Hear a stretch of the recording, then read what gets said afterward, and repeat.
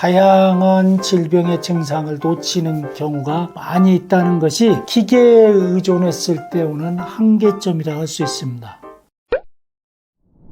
예전 우리 의사들은 현대적 의료기기를 사용하기 전에는 어떤 방법으로 병을 파악하려고 노력했을까요? 4가지 방법을 썼습니다.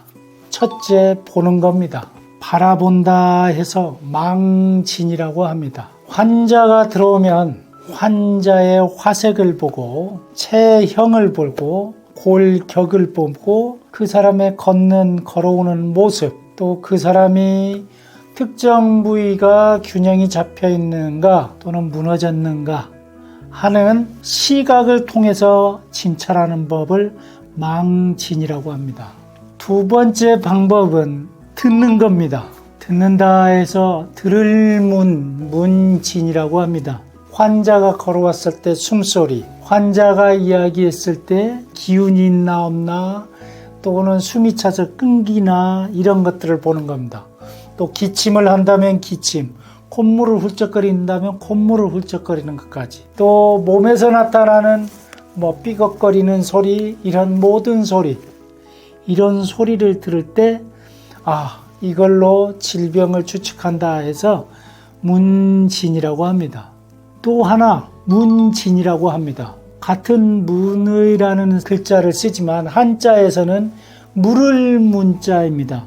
환자에게 이런 증상은 언제부터 왔습니까? 또 어디가 아프십니까?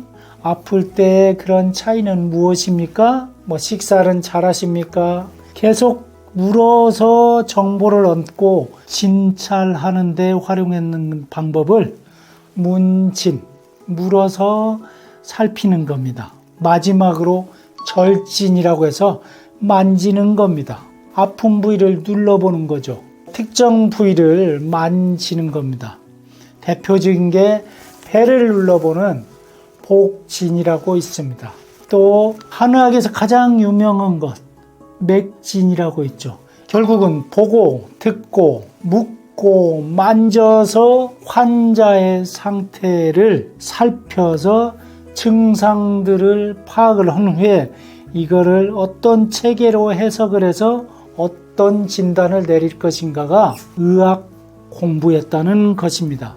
물론 여러분들이 전부 의사는 아니지만 막문문절은 현대에서도 자기 스스로 몸 공부를 하고 몸에 대한 깨달음을 얻는 데서는 중요한 접근 방법이라고 생각됩니다.